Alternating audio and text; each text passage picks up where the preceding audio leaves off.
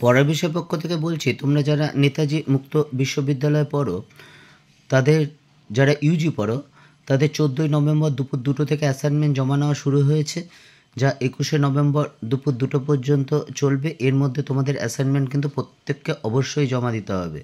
এবং তোমরা জানো 10টা অ্যাসাইনমেন্টে কোশ্চেন তোমরা অনলাইনে করতে হবে এবং 10টাতে 20 নাম্বার থাকবে, অর্থাৎ একটা ঠিক হলে 2 বা ভুল হলে 0 পাবে।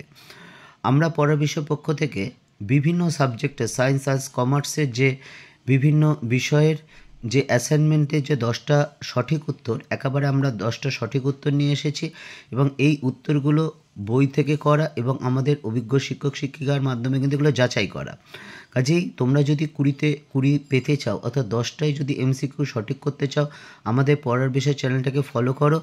যদি তোমরা সাবমিট করার সময় অবশ্যই মার্কসটা দেখতে পাবে। যদি মার্কসটা 20তে 20 আসে, তাহলে আমাদের অনুরোধ যে চ্যানেলটিকে লাইক করো বা সাবস্ক্রাইব করো বা বেল আইকন টিপে রেখো। কারণ আমরা এই অ্যাসাইনমেন্টের জন্য কোনো অনলাইনের ব্যবস্থা বা মূল্যের মাধ্যমে কোনো ব্যবস্থা কিন্তু নেই। আমরা সম্পূর্ণ বিনামূল্যে তোমাদের আমাদের ইউটিউব চ্যানেলের মাধ্যমে কিন্তু সবগুলো দিয়ে দেবো। কাজেই তোমাদের যদি অ্যাসাইনমেন্টের উত্তর দরকার হয় কোনো রকম পয়সার বিনিময় ছাড়া, তাহলে আমাদের চ্যানেলকে ফলো করো এবং 20তে অবশ্যই 20 পাবে। দেখো, আর কথা না বাড়িয়ে চলো শুরু করি।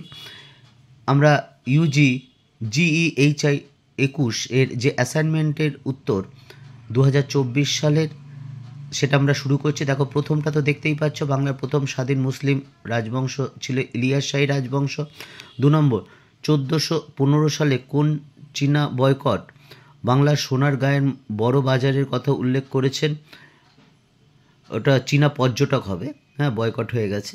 উত্তরটা দেখো, হিউয়েন সাং। 3 নম্বর, কাকে অচিন্ত্য ভেদ অভেদের প্রতিষ্ঠাতা বলা হয়? উত্তর একেবারে সঠিক উত্তর চৈতন্য মহাপ্রভু। 4, ইসলাম খাঁ রাজধানী রাজমহল থেকে কোথায় স্থানান্তর করেছিলেন? সঠিক উত্তর হচ্ছে ঢাকা। 5 নম্বর, কোন রচনায় প্রথম বাংলার উল্লেখ পাওয়া যায় বুদ্ধচরিত? কার রচনায় হবে? কার রচনায় প্রথম বাংলায় উল্লেখ পাওয়া যায় বুদ্ধচরিতের? কোন রচনায়, ঠিকই আছে, সরি, কোন রচনায়?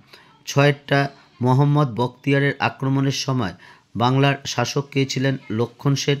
7 নম্বরটা দেখো, the origin of the Musalmans in Bengal কার রচনা? খন্দকার ফজল রুবি। আমরা পড়ার বিষয় পক্ষ থেকে তোমাদের জন্য যে উত্তর এনেছি, যদি সঠিক হয় তাহলে আমাদের চ্যানেলটিকে লাইক করো বা সাবস্ক্রাইব করো এবং বেল আইকন টিপে রেখো। এবং আমরা পরবর্তীকালেও তোমাদের পরীক্ষার আগেও বিভিন্ন বিষয়ে সাবজেক্টের সাজেশান বা নোটও দেওয়া হবে। কাজেই যদি তোমাদের মনে হয় দরকার আছে বা প্রয়োজন হচ্ছে বা উপকার হচ্ছে, তাহলে অবশ্যই আমাদের চ্যানেলটাকে লাইক করো। আমরা কিন্তু আবার বলছি, আমাদের এই নোটের বিনিময় বা সাজেশান কোনো কিন্তু বিক্রি হয় না। আমরা সম্পূর্ণ ফ্রিতে আমাদের পড়ার বিষয় চ্যানেলে কিন্তু দিয়ে থাকি। কাজেই তোমার যদি ভালো লাগে বা মনে হয়, তাহলে কিন্তু অবশ্যই আমাদের চ্যানেলটি লাইক করো এবং সাবস্ক্রাইব করো এবং বেল আইকন টিপে রেখো, কারণ আমরা দেওয়ার সাথে সাথে যাতে তোমরা নোটিফিকেশানটা দেখতে পারো। দেখো, 8টা, শামসুদ্দিন ফিরোজ শাহ কোন সালে সোনারগাঁও দখল করেন? 1302 সালে। 9, বাংলার কোন নৃপতি মুঘল সাম্রাজ্যের বিরুদ্ধে স্বাধীনতা ঘোষণা করেছিলেন? একেবারে সঠিক হচ্ছে দুর্জন সিং।